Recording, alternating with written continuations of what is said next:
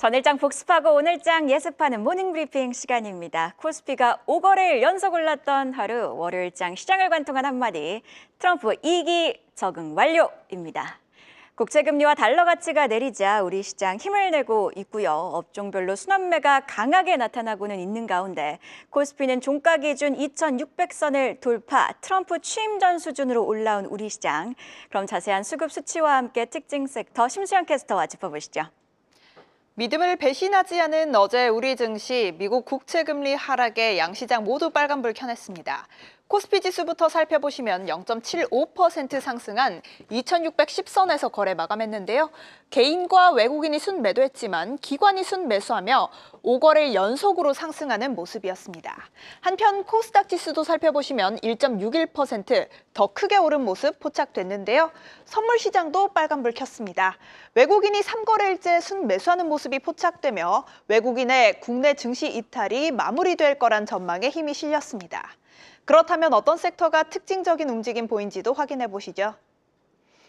먼저 반도체 장비 섹터가 빨간불 켰습니다. 엔비디아가 제2의 HBM으로 여겨지는 소캠을 상용화하기 위해 삼성전자와 SK하이닉스 등 메모리 반도체 업체와 극비리에 접촉하고 있다는 소식이 전해졌기 때문인데요.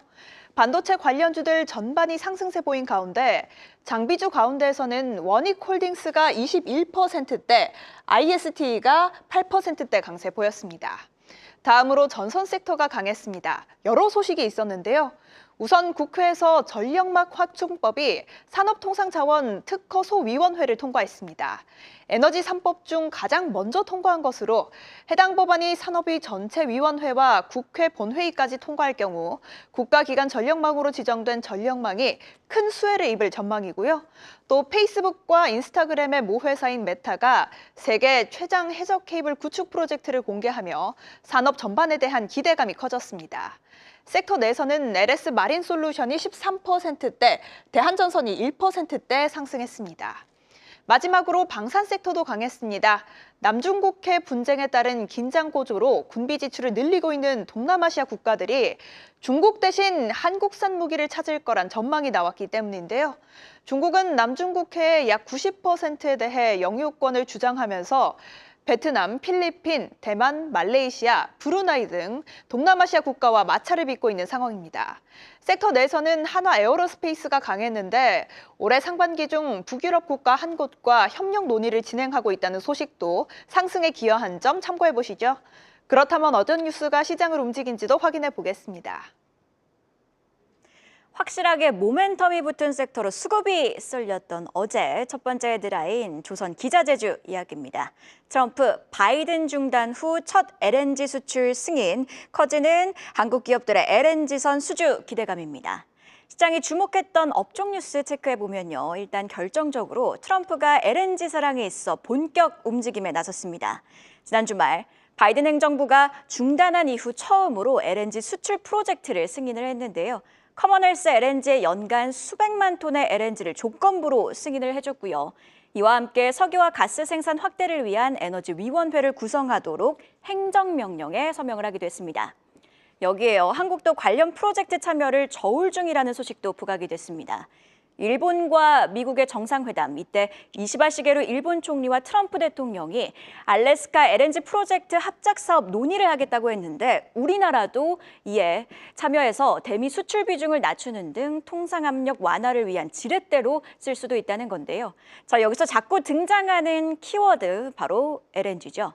트럼프의 LNG 사랑, 특히 수출 프로젝트 승인과 관련해서는요.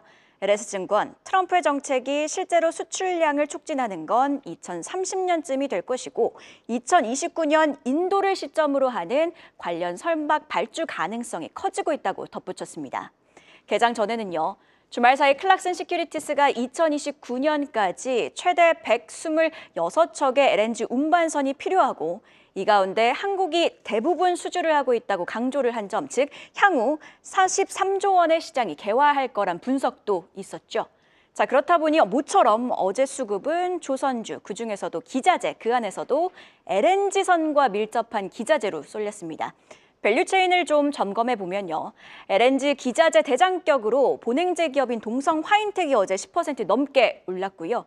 뒤이어서는 피팅, 즉 배관제를 이어주는 관이음새를 만드는 태광 그리고 성광밴드가 8%대 상승률을 보였습니다. 조선 그리고 조선기자재 밸류에이션이 너무 높다는 우려에 순환매를 거치며 조정이 나오고는 있지만 결국 방향성은 우상향하고 있죠. 살걸이라는 생각이 들 때 살걸, 참 이 말이 잘 어울리는 업종 같기도 한데요. 이쯤 되니 그 끝은 어딜지도 궁금해지는데 2007년도에 초호황기가 재현되길 기대해봅니다. 자, 두 번째는요, 강했던 또 다른 섹터 2차 전지주 헤드라인입니다. K배터리 전고체 개발 4활 인터배터리 2025 내달 개막입니다.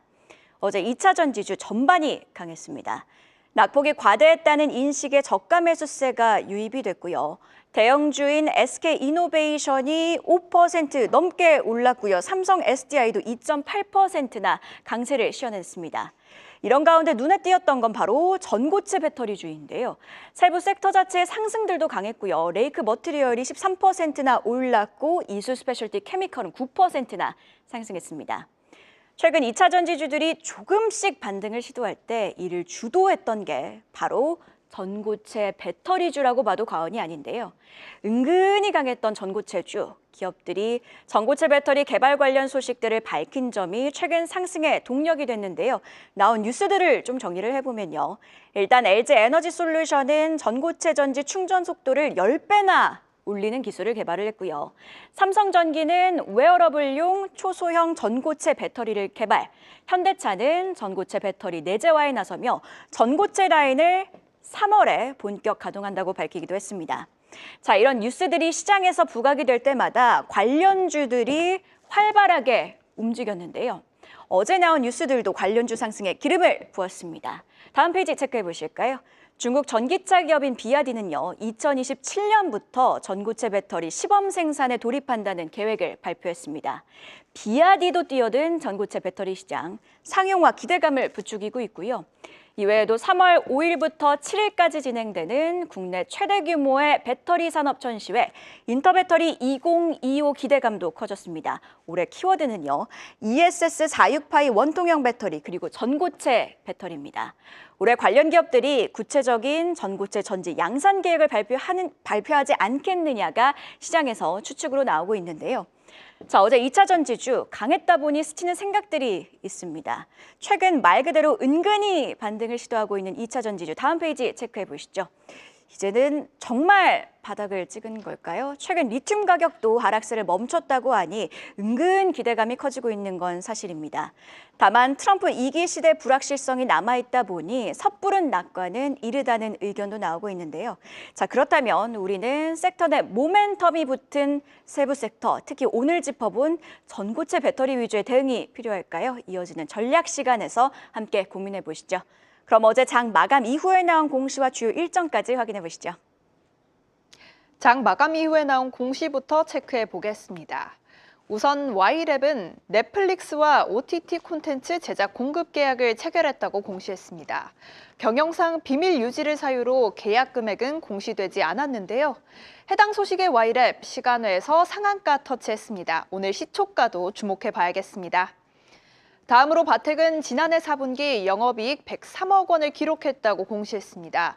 이는 전년 대비 약 22% 감소한 수치인데요. 해당 소식의 시간외에서는 2.38% 하락했습니다.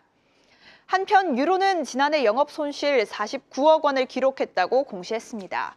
적자가 지속된 것으로 나타난 가운데 시간외에서 2.73% 하락했네요. 마지막으로 오늘의 주요 일정도 확인해 보도록 하겠습니다. 먼저 미국에서는 2월 뉴욕 엠파이어 스테이트 제조업 지수가 발표됩니다. 해당 지수는 뉴욕 지역의 제조업 활동을 측정하는 지표인데요. 미국 전역의 제조업 경기를 반영하는 ISM 제조업 지수보다 먼저 발표되는 만큼 해당 지표를 통해 제조업 경기를 한 발 앞서 가늠해 볼 수 있겠습니다.